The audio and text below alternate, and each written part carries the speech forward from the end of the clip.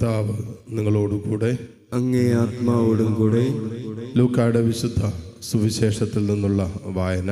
കർത്താവേ, അങ്ങേക്ക് മഹത്വം.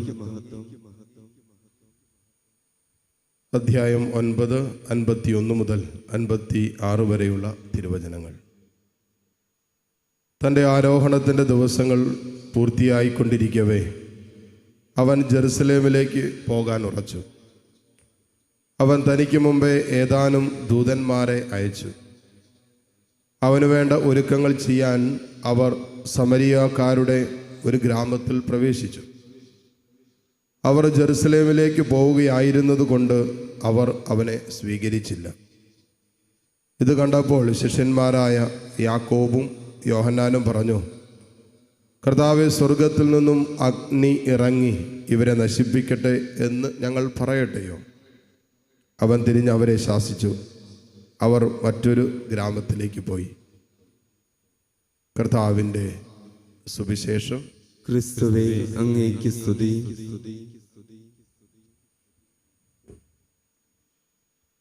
മിശിഹായിൽ ഏറ്റവും സ്നേഹമുള്ള മാതാപിതാക്കളെ, സഹോദരി സഹോദരങ്ങളെ, ഇന്ന് ഒക്ടോബർ മാസം 1-ാം തീയതി സഭയിൽ വിശുദ്ധ കുച്ചറേസ്യ പുണ്യവതിയുടെ തിരുനാൾ ആഘോഷിക്കുകയാണ്. നന്നേ ചെറുപ്പത്തിൽ 24 വയസ്സ് പ്രായത്തിലാണ് ഈ വിശുദ്ധ മരിക്കുന്നത്.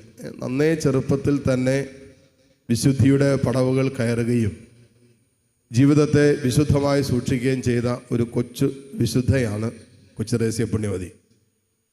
നമുക്കറിയാം, കുച്ചറേസ്യ പുണ്യവതിയാണ് മിഷണറിമാരുടെ രക്ഷാധികാരിയായിട്ട് സഭ ഉയർത്തി കാണിക്കുന്നത്. പക്ഷേ 4 ചുവരുകൾക്കുള്ളിൽ നിന്നും പുറത്തിറങ്ങിയിട്ടില്ല. ഒരു മിഷണറി പ്രവർത്തനവും ഈ കുച്ചറേസ്യ പുണ്യവതി ചെയ്തിട്ടില്ല. എന്നിട്ട് സഭ കുച്ചറേസ്യ പുണ്യവതിയെ എല്ലാ മിഷണറിമാരുടെയും അല്ലെങ്കിൽ മിഷൻ പ്രവർത്തനത്തിൻ്റെ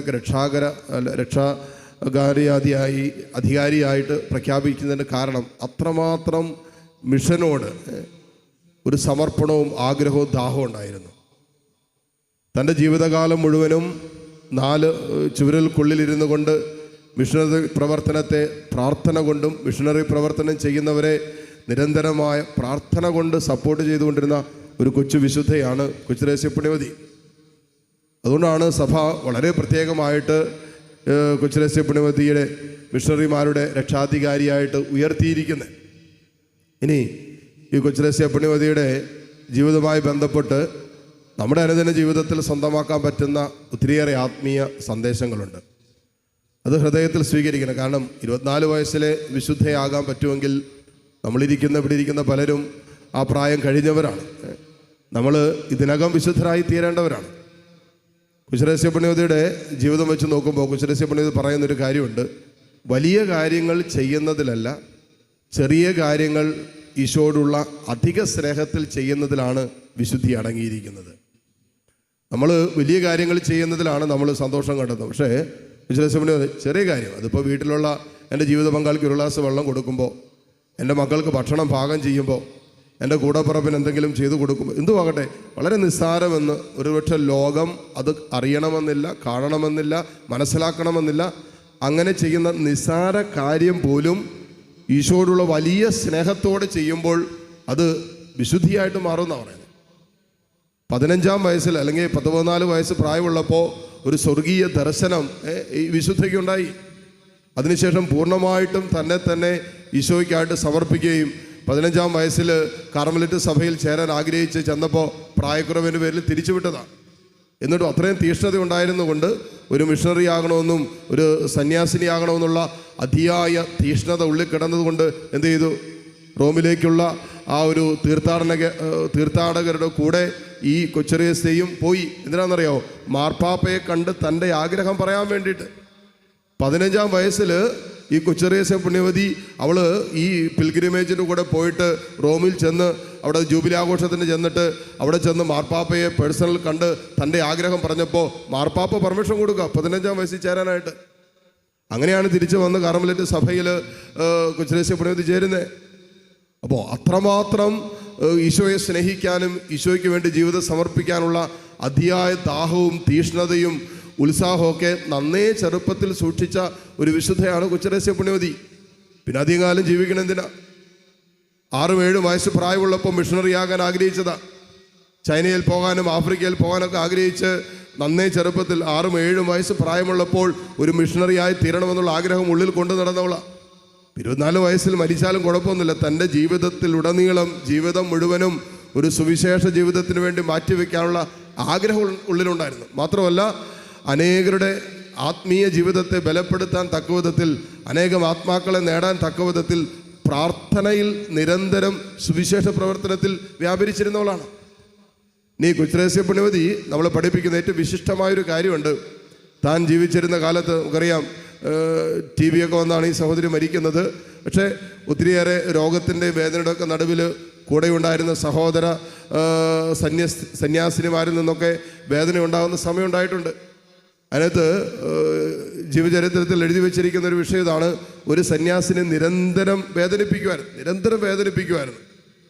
നമ്മുടെയൊക്കെ ജീവിതത്തിലുണ്ടാവും ചിലരൊക്കെ നിരന്തരം നമ്മളെ വേദനിപ്പിക്കുകയും മുറിപ്പെടുത്തുകയും നമ്മെക്കുറിച്ച് ഇങ്ങനെ നിരന്തരം നമ്മളെ അസ്വസ്ഥപ്പെടുത്തുന്ന രീതിയിൽ പെരുമാറുന്ന ആരെങ്കിലുമൊക്കെ ഒരുപക്ഷെ നമ്മുടെ ജീവിതത്തിലുണ്ടാകും.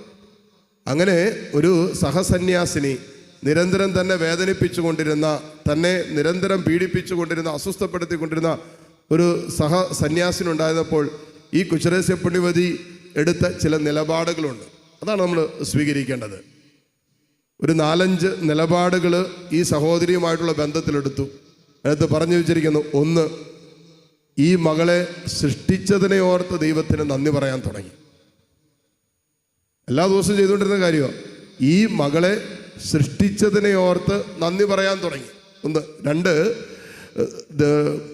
ഈ മകളെക്കുറിച്ചും, അല്ലെങ്കിൽ ഈ മകൾക്ക് വേണ്ടി കൂടിയാണല്ലോ ഈശോ കാൽവരിയിൽ രക്തം ചിന്തിയത്. അപ്പോൾ ഇവളും ഈശോയ്ക്ക് പ്രിയപ്പെട്ടവളാണ്. എന്നെ വേദനിപ്പിക്കുന്നുണ്ട്, എനിക്ക് പ്രിയപ്പെട്ടവളല്ലായിരിക്കാം, പക്ഷേ അവൾ ഈശോയ്ക്ക് പ്രിയപ്പെട്ടവളാണ്. കാരണം എന്താ? ഇവളെ പ്രതി കൂടിയാണ് ഈശോ കാൽവരിയിൽ രക്തം ചിന്തി മരിച്ചത്. അതുകൊണ്ട് ഈശോയ്ക്ക് ഇവൾ പ്രിയപ്പെട്ടവളാണെങ്കിൽ എനിക്കും ഇവൾ പ്രിയപ്പെട്ടവളാണ് എന്ന് ബോധപൂർവം തീരുമാനിക്കാൻ തുടങ്ങി. 3, നിരന്തരമായിട്ട് ഈ മകൾക്ക് വേണ്ടി ഒറ്റ ദിവസം മുടങ്ങാതെ പ്രാർത്ഥിക്കാൻ തുടങ്ങി.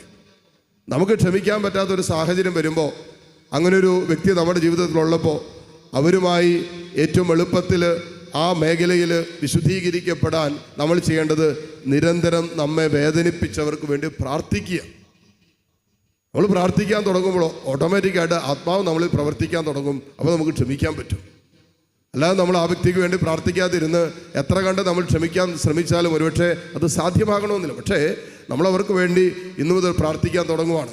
അവരുടെ അറിവില്ലായ്മയെ ഓർത്ത്, അവരെന്നോട് ചെയ്ത വേദനിപ്പിക്കുന്ന സാഹചര്യങ്ങളെയൊക്കെ ഓർത്ത് നമ്മൾ അവർക്ക് വേണ്ടി പ്രാർത്ഥിക്കാൻ തുടങ്ങുമ്പോൾ നിശ്ചയമായിട്ടും നമുക്കവരോട് ക്ഷമിക്കാൻ പറ്റും. അപ്പോൾ കൊച്ചുരഹസ്യ പുണ്യവതി നിരന്തരം അവൾക്ക് വേണ്ടി പ്രാർത്ഥിക്കാൻ തുടങ്ങി. അത് കഴിഞ്ഞിട്ട് ബോധപൂർവം അവളുമായിട്ട് സ്നേഹത്തിലാകാൻ പരിശ്രമിച്ചുകൊണ്ടിരുന്നു. അതായത് സാഹചര്യങ്ങൾ ഒഴിവാക്കുകയല്ലേ ഇത്. നമ്മളെങ്ങനെയും നമ്മൾ ആ സാഹചര്യങ്ങൾ ഒഴിവാക്കും. ആ വ്യക്തിയെ കാണുന്ന, സംസാരിക്കുന്ന സാഹചര്യങ്ങൾ മാക്സിമം ഒഴിവാക്കാൻ ശ്രമിക്കും. കാരണം എന്താ? നമുക്ക് ഇഷ്ടമല്ല, അവർ നമ്മളെ വേദനിപ്പിക്കുന്നുണ്ട്. ഇവിടെ കൊച്ചുരഹസ്യ പുണ്യവതി ബോധപൂർവം ഈ സഹോദരിയുമായിട്ട് സ്നേഹത്തിലാകാൻ അനുദിനം ശ്രമിച്ചുകൊണ്ടിരുന്നു. അവസാനമായിട്ട് ചെയ്തൊരു കാര്യം എന്തെന്നറിയാമോ? അവളെ വിശുദ്ധയെന്ന് കണ്ടു. അവൾ വിശുദ്ധയാണ് ഇപ്പോൾ, അല്ലെങ്കിൽ പോലും, അല്ലെങ്കിൽ പിന്നെ വേദന, അവൾക്ക് വിശുദ്ധയാകാൻ പറ്റും. നമുക്ക് എപ്പോൾ വേണമെങ്കിലും ജീവിതം മാറാലോ. ഇന്നിപ്പോൾ എങ്ങനെയാണെന്നുള്ളതല്ല, നാളെ ഒരു നിമിഷം കൊണ്ട് തമ്പുരാൻ്റെ ഒരു സ്പർശനം കിട്ടിയാൽ നമുക്ക് വിശുദ്ധരാകാൻ പറ്റും. നമ്മുടെ ഇന്നലകളിൽ എന്തായിരുന്നു എന്നുള്ളതല്ല കർത്താവ് നോക്കുന്നത്, നാളെ അവനോടുള്ള ബന്ധത്തിൽ നമുക്ക് എന്തായി തീരാൻ പറ്റുമെന്നുള്ളതാണ് സ്വർഗം കാണുന്നത്. അതുകൊണ്ട് തന്നെ അങ്ങനെ കണ്ട് ഈ സഹോദരിയെ സ്നേഹിക്കാൻ കൊച്ചുരഹസ്യ പുണ്യവതി തയ്യാറായി എന്നുള്ളതാണ്. അപ്പോൾ ശത്രുവിനെ, അല്ലെങ്കിൽ ശത്രുവിനോടുള്ള ബന്ധത്തിൽ, നമ്മളെ വേദനിപ്പിക്കുന്നവരോടുള്ള ബന്ധത്തിൽ വളരെ കൃത്യമായ ചില നിലപാടുകൾ കൊച്ചുരഹസ്യ പുണ്യവതി സ്വീകരിക്കുകയും അത് നമ്മളെ ജീവിതം കൊണ്ട് പഠിപ്പിക്കുകയും ചെയ്തു. ഇന്നത്തെ സുവിശേഷം നമ്മൾ കാണുകയാണ്, അപ്പസ്തോലന്മാർക്ക് പോലും ഈ ജ്ഞാനമില്ലായിരുന്നു. അവർ ജെറുസലേമിലേക്ക് യാത്ര ചെയ്യുന്നു. ഈശോ പറഞ്ഞു, കാര്യങ്ങളൊക്കെ ഒരുക്കാൻ പറഞ്ഞു. സമരിയായി ചെന്ന് അന്വേഷിച്ചപ്പോൾ അവർക്ക് താല്പര്യം ഉണ്ടായില്ല. ജെറുസലേമിലേക്കുള്ള യാത്രയായതുകൊണ്ട് അവർ തിരസ്കരിച്ചു. അപ്പോൾ തന്നെ അപ്പസ്തോലന്മാർ, നമുക്ക് അഗ്നി ഇറക്കി ഇവർ നശിപ്പിക്കട്ടെ. അഗ്നി ഇറങ്ങി, അതാണ് നമ്മളെ വേദനിപ്പിക്കുന്ന, നമ്മുടെ ഇഷ്ടാനിഷ്ടങ്ങൾക്ക് എതിരെ നിൽക്കുന്ന ഒരു സാഹചര്യം വരെ നമ്മളെന്താ ചെയ്യുന്നത്? ഇവരങ്ങനെ നശിപ്പിക്കട്ടെ, അവിടെ ഇല്ലാതാകട്ടെ എന്നുള്ള ചിന്ത. ആ ചിന്തയാണ് സുവിശേഷത്തിൽ ഈശോ കറക്റ്റ് ചെയ്യുന്നത്. അവരെ ശാസിച്ചുകൊണ്ട് മറ്റൊരു പട്ടണത്തിലേക്ക് പോയി എന്നാണ് പറയുന്നത്. അപ്പോഴും തൻ്റെ ദൗത്യത്തിൽ നിന്നും പിന്മാറാതെ ഈശോ മുന്നോട്ട് പോയി. ഇത് തന്നെയാണ് ഇന്ന് കൊച്ചുരഹസ്യ പുണ്യവതി നമ്മളെ പഠിപ്പിക്കുന്നത്. നമ്മുടെ ആത്മീയ ജീവിതം പക്വത പ്രാപിക്കാൻ തക്ക വിധത്തിൽ നമുക്ക് ദൈവത്തോടും സഹോദരങ്ങളോടും അതുപോലെ ആഴമേറിയ സ്നേഹം ഹൃദയത്തിൽ സൂക്ഷിക്കാൻ പറ്റണം. ഈ സ്നേഹമാണ് നമ്മെ സ്വർഗത്തിൻ്റെ അവകാശികളാക്കി മാറ്റുന്നത്. ഈ സ്നേഹമാണ് കൊച്ചുറേസ്യ പുണ്യവതിയെ സ്വർഗത്തിൻ്റെ അവകാശിയാക്കി തീർത്തതെങ്കിൽ അതേ സ്നേഹത്തോടെ ജീവിക്കാൻ നമുക്ക് കൃപ തരണമേ എന്ന് ഈ ബലിയിലൂടെ പ്രാർത്ഥിക്കുകയും യാചിക്കുകയും ചെയ്യാം. ആമേൻ.